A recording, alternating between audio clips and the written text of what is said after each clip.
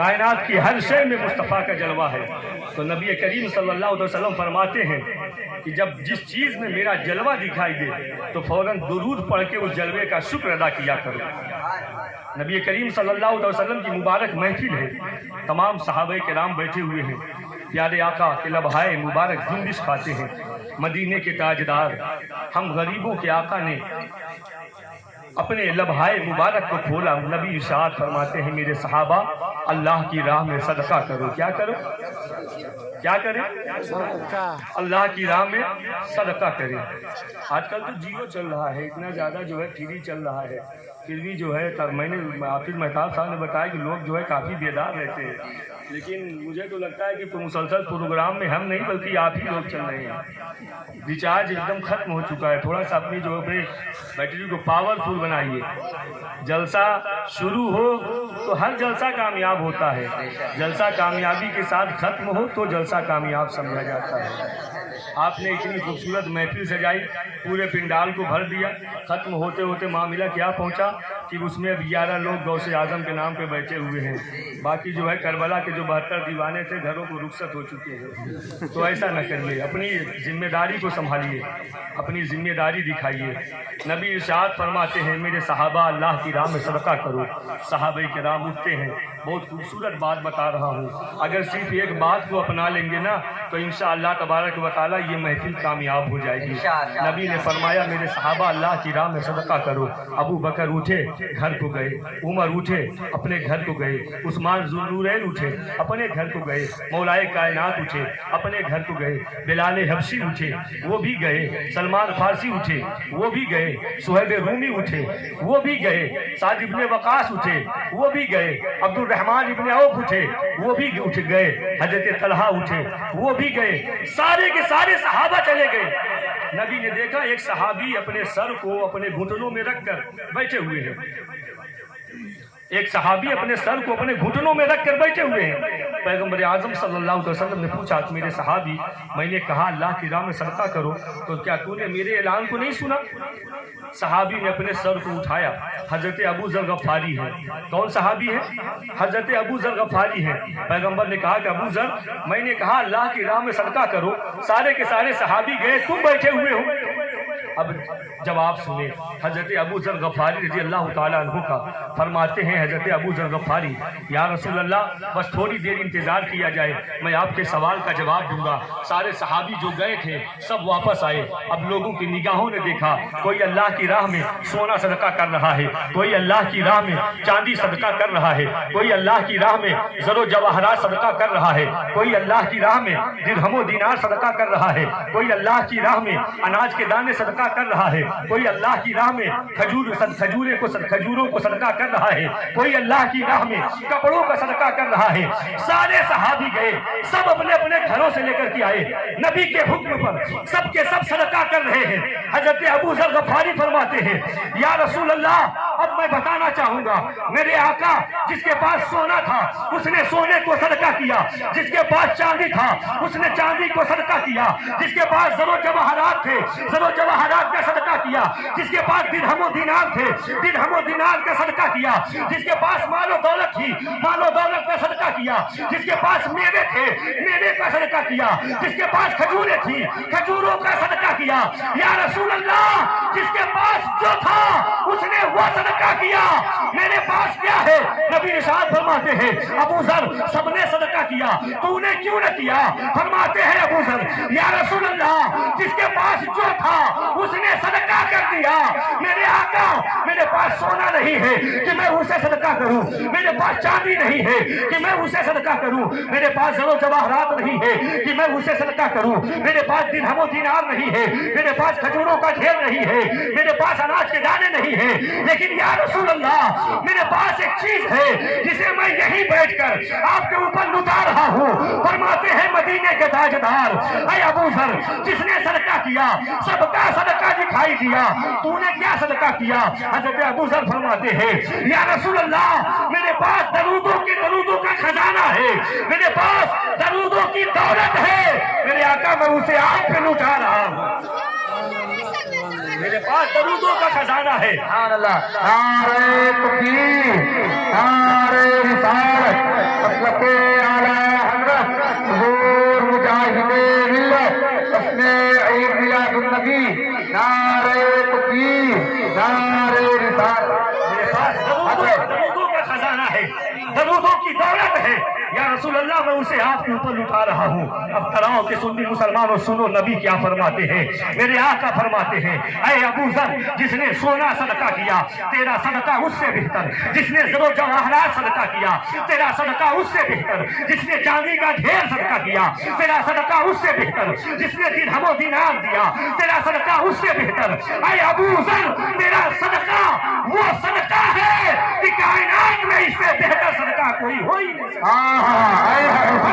तेरे भाई की जमीन पे बैठकर टूटी हुई गदाई से अपनी कलम को उठाते हैं और लिखते हैं आला हजरत। ऐ सुन्नी कहता क्यों नहीं, काबे के बदरू खुदा तुम पे करोड़ों, तैबा के शमसुल दोहा तुम पे करोड़ों दुरूद, और कोई गैर क्या तुमसे निहा हो भला, अपना खुदा ही छुपा तुम पे करोड़ों। सुभान अल्लाह। नबी की बारगाह में ऐसी महफिलों में बैठे। और एक चीज़ बताएं आपको कि हमारे मुमताज़ मामू साहब बैठे हुए हैं, माशाअल्लाह बहुत मोहब्बत करते हैं, और हकीकत ये है कि इन्हीं की मोहब्बतें हैं जो मुझे यहाँ खींच करके लाई, वरना हालात बिल्कुल इजाज़त नहीं दे रहे थे कि इस प्रोग्राम में शिरकत हो पाए। दूसरा, हमारे छोटे भाई हाफिज़ महताब, जिन्होंने कई मरतबा मुझे दावत दी, लेकिन मैं इनकी दावत को कबूल न कर सका, और इस बार भी जब इन्होंने दावत दी तो मैं ना भी न कर सका, मैं चला आया। हालांकि हालात ऐसे नहीं है कि इस वक्त तकरीर का वक्त भी नहीं है, और तकरीर का मिजाज भी नहीं है, और तबीयत भी गवाही नहीं दे रही है। लेकिन एक चीज सुने, दुरूद, नबी पे दुरूद की बात आई। नमाज अल्लाह की इबादत है, कुरान पढ़ना अल्लाह की इबादत है, हज करना अल्लाह की इबादत है, ज़कात देना ये अल्लाह को राज़ी, ये सारे वो काम हैं जो हमारे ऊपर फर्ज किए गए हैं। लेकिन आप एक चीज देखें, आप नमाज अगर नापाक है तो नमाज नहीं पढ़ सकते हैं, अगर आप नापाकी की हालत में हैं तो आप हज नहीं कर सकते हैं, अगर आप नापाकी की हालत में हैं आप कुरान की तिलावत नहीं कर सकते हैं। लेकिन जरा देखो तो सही, दरूद वो इबादत है कि पहली बात तो एक मुसलमान को कभी नापाक नहीं रहना चाहिए, लेकिन दरूद वो इबादत है कि अगर कोई नापाकी की हालत में भी पढ़ता है तो भी अल्लाह उसे अपनी बारगाह में कबूल किया करता है। सुभान अल्लाह। नबी करीम सल्लल्लाहु अलैहि वसल्लम फरमाते हैं कि फूलों की खुशबू को सुनो तो मुझ पे दुरूद पढ़ो, मेरा नाम सुनो मुझ पे दुरूद पढ़ो। अब जरा ये मेरा नाम सुनो, पैगंबर फरमाते हैं जब मेरा नाम सुनो तो मुझ पे दुरूद पढ़ो। हम मुझे बताया जाए, हम हर दिन अपने नबी का नाम सुनते हैं कि नहीं सुनते हैं? बेशक बेशक बेशक। कहाँ सुनते हैं? मस्जिदों से अजानें होती हैं तो हम अपने नबी का नाम सुनते हैं कि नहीं सुनते हैं? जी जी भाई देखिए, हमारे घर में हमारे बच्चे भले नबी का नाम न लें, आज हमारी हालत ये है कि हमारे जबान पे भले ही नबी का नाम ना आए, लेकिन जब तक ये मस्जिद सलामत है तब तक नबी का नाम बुलंद होता ही रहेगा। क्योंकि नबी का जो जिक्र है, जो नबी का जिक्र है, अल्लाह आलिमुल गैब व शहादा है। अल्लाह को पता है कि अगर मैं अपने महबूब के जिक्र को अपने बंदों की जिम्मेदारी पे छोड़ूंगा ना तो ये बंदे तो वो लोग हैं कि जो मेरे महबूब के जिक्र को खत्म कर देंगे। इसीलिए अल्लाह रब्बुल इज्जत ने अपने महबूब के जिक्र को अपने जिक्र के साथ जोड़ दिया। क्या किया? अपने जिक्र के साथ जोड़ दिया। अब जब अजानें हो रही है, नबी का जिक्र हो रहा है, नमाजें पढ़ी जा रही है, नबी का जिक्र हो रहा है, मस्जिद के खुतबे पढ़े जा रहे हैं, नबी का जिक्र हो रहा है, तो जब तक ये मस्जिदें सलामत है, ये अजान सलामत है, ये नमाज सलामत है, ये कुरान सलामत है, नबी का जिक्र होता रहेगा। इसका ये मतलब नहीं है कि जब नमाजें खत्म हो जाएंगी, जब मस्जिदें खत्म हो जाएंगी तो नबी का जिक्र खत्म हो जाएगा, तो ये नजरिया गलत है। अगर अजान नहीं होगी तो नबी का जिक्र मिट जाएगा, ये सोच गलत है। अगर नमाजें नहीं होगी तो नबी का जिक्र मिट जाएगा, ये नामुमकिन है। क्यों? इसलिए कि कायनात की हर एक चीज, कायनात की हर एक शय, ये जमीन, ये आसमान, ये चांद, ये सूरज, ये सितारे, ये दिन और रात, ये महीने, ये साल, ये इंसान, ये जिन्नात, ये फरिश्ते, ये حور و غلمان، یہ ساری کائنات ختم ہو جائے گی، لیکن اللہ کی ذات باقی رہے گی، اور جب تک پروردگار باقی ہے ذکر ہوتا ہی رہے گا۔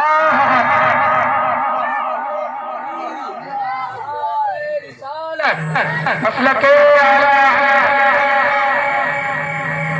جب تک تو پتہ یہ چلا نہ خدا مل سکتا ہے نہ مصطفیٰ کا ذکر مل سکتا ہے، تو فرماتے ہیں بریلی کے تاجدار، یا رسول اللہ مٹ گئے مٹتے ہیں، مٹ جائیں گے آدھا تیرے، نہ مٹا ہے نہ مٹے گا کبھی چرچا تیرا، فرش والے تیری شوکت کا علو کیا جانے، اس روا عرش پہ اٹھا ہے فریدا تیرا، میں تو مالک ہی کہوں گا کہ ہو مالک کے حبیب، یعنی محبوب و محب میں نہیں میرا تیرا، یعنی محبوب و محب میں نہیں میرا تیرا۔ تو مسجدوں میں اذان ہو، ہم پانچوں وقت کی اذان سنیں، نبی ارشاد فرماتے ہیں، اب ایک طرف اس کو دیکھیں کہ مسجدوں میں اذان ہوتی ہے کہ نہیں ہوتی ہے؟ آپ لوگ اذانیں سنتے ہیں، یہ ماں اور مائیں بہنیں بیٹھی ہوئی ہیں اذانیں سنتی ہیں، سب سنتے ہیں اذان۔ اب اپنے نبی کی حدیث سنیں، میرے آقا فرماتے ہیں جس کے سامنے میرا نام لیا جائے اور وہ مجھ پہ درود نہ پڑھے تو اس نے مجھ پہ ظلم کیا۔ ظلم سمجھتے ہیں نا کسے کہتے ہیں؟ ظلم سمجھتے ہیں نا کسے کہتے ہیں؟ آپ نے کسی کا کھیت چھین لیا، جبرن اس پہ قبضہ کر لیا، ظلم ہے۔ آپ نے کسی کا کوئی موبائل چھین لیا، جبرن چھینا، یہ اس پہ ظلم ہے۔ آپ نے کسی کو بے مطلب میں مار دیا، یہ اس کے اوپر ظلم ہے۔ آپ نے کسی کو ناحق ستایا، یہ اس کے اوپر ظلم ہے۔ تو نبی ارشاد فرماتے ہیں جس کے سامنے میرا نام لیا جائے اور مجھ پہ درود نہ پڑھے تو اس نے مجھ پہ ظلم کیا۔ اب میں آپ سے ہاتھ اٹھا کر کے نہیں پوچھوں گا، لیکن یہاں سے جانے کے بعد جب بستر پہ لیٹیے گا تو سوچئے گا کہ ہمارے کانوں میں کتنی مرتبہ نبی کی آواز، نبی کے نام کی آوازیں جاتی ہیں، اور کتنی مرتبہ ہم اس کو سن کر درود پڑھا کرتے ہیں۔ صرف اپنے آپ سے سوال کریے، اپنے دل سے پوچھئے کہ میرے دل یہ بتا کہ جب نبی کا نام سنتا ہے تو درود پڑھتا ہے، تو اندر سے آواز یہی آئے گی کہ کبھی نہیں پڑھا۔ تو کبھی یہ بھی سوچنا کہ جب نبی کے اوپر ظلم کر رہے ہیں تو کامیاب کہاں سے ہو سکتے ہیں؟ جو نبی کے اوپر ظلم کرے وہ کبھی کامیاب ہو ہی نہیں سکتا ہے۔ نبی کے اوپر جو نبی سے بغض رکھے، جو نبی کے اوپر ظلم کرے، وہ کبھی کامیاب نہیں ہو سکتا ہے۔ کامیاب وہی ہو سکتا ہے جو نبی سے سچی اور پکی محبت کرے گا۔ میرے عزیز، میرے دوست، بڑے خوش نصیب ہیں ہم اور آپ کہ آج یہاں پر عید میلاد النبی صلی اللہ علیہ وسلم کی محفل سجا کر کے بیٹھے ہوئے ہیں۔ میلاد النبی، میلاد بمانا ولادت، ولادت بمانا جنم دن، برتھ ڈے۔ ہم آج کیا منا رہے ہیں؟ نبی کی ولادت کی خوشی منا رہے ہیں، نبی کا جنم دن منا رہے ہیں، یا اگر کالجوں میں پڑھتے ہیں تو یوں کہہ سکتے ہیں کہ نبی کا برتھ ڈے سیلیبریٹ کر رہے ہیں، نبی کا برتھ ڈے منا رہے ہیں۔ ایک جگہ جلسہ ہو رہا تھا مولانا حافظ صاحب، تو کچھ وہاں پہ بدعقیدے لوگ تھے، تو یہ ہوا کہ جلسہ ہوگا تو ان لوگوں کا بول بالا تھا، تو لوگ گئے سنت والجماعت کے لوگ، کہا بھائی ہم جلسہ کریں گے میلاد النبی کے نام سے۔ تو لوگوں نے کہا کہ بھائی میلاد النبی کا جلسہ کرنے کی تو اجازت نہیں ہے، سیرت النبی کا جلسہ اگر آپ کرنا چاہیں تو کر سکتے ہیں، میلاد النبی نہیں کر سکتے، سیرت النبی کا جلسہ کر سکتے ہیں۔ تو پوچھنے والے نے پوچھا، اچھا مولانا صاحب گئے، کہا بھائی ٹھیک ہے، اچھا ٹھیک ہے، آپ کہتے ہیں کہ میلاد النبی کا جلسہ نہیں کر سکتے تو ٹھیک ہے نہیں کریں گے، سیرت النبی کا ہی جلسہ کر لیں گے۔ لیکن یہ بتائیے نبی کی سیرت کو بیان کہاں سے کیا جائے؟ نبی کی سیرت کو بیان کہاں سے کیا جائے؟ سیرت مطلب زندگی، تو کچھ لوگ یہ کہتے ہیں کہ میلاد نہ کریے، سیرت کے نام سے جلسہ کریے، سیرت النبی، نبی کی زندگی کے بارے میں باتیں کریے، میلاد النبی نہیں، کیونکہ میلاد النبی منانا شرک ہے، بدعت ہے، حرام ہے۔ اب مولانا صاحب نے کہا کہ ٹھیک ہے ہم میلاد النبی نہیں کریں گے، سیرت النبی کریں گے۔ تو مجھے یہ بتائیے آپ کہ نبی کی جو زندگی کا جو جلسہ کریں تو نبی کی زندگی کون سی زندگی کا ذکر کریں؟ 60 سال والی زندگی کا ذکر کریں، 50 سال والی کا کریں، اعلان نبوت سے پہلے کی بات کریں، اعلان نبوت سے بعد کی بات کریں، پیدا ہونے سے بات کریں کہ آخر کی بات کریں، شروع سے کریں، بیچ سے کریں کہ آخر سے کریں، ولادت کی پہلے کی بات کریں کہ ولادت کی بعد کی بات کریں۔ تو بدعقیدے نے کہا کہ ایسا ہے آپ شروع سے بیان کریے۔ کہا شروع سے اگر بیان کریں گے یہی تو میلاد النبی ہے، اگر شروع سے بیان کرتے ہیں تو یہی تو میلاد النبی ہے، مطلب شروع سے بیان کریں گے تو ولادت کا ذکر ہوگا، ولادت بمعنی میلاد، اور میلاد مطلب میلاد النبی۔ تو آج ہم اور آپ اپنی قسمت پہ جتنا ناز کریں کہ میلاد النبی کا جلسہ سجا کر کے بیٹھے ہوئے ہیں۔ بے شک ایک شاعر نے کہا تھا جہاں تاریخ تھا ظلمت کدا تھا سخت کالا تھا، کوئی پردے سے کیا نکلا کہ گھر گھر میں اجالا تھا۔ اس دنیا کی حالت عجیب تھی، ابھی مولانا شوکت صاحب بتا رہے تھے نا، عجیب منظر تھا اس دنیا کا، ہر طرف گناہوں کا بول بالا تھا، کوئی کسی کی قدر نہیں کرتا تھا، ماں اور باپ کی کوئی وقت نہیں تھی، کوئی اہمیت نہیں تھی، ماں کو پیروں کی جوتی سمجھا جاتا تھا۔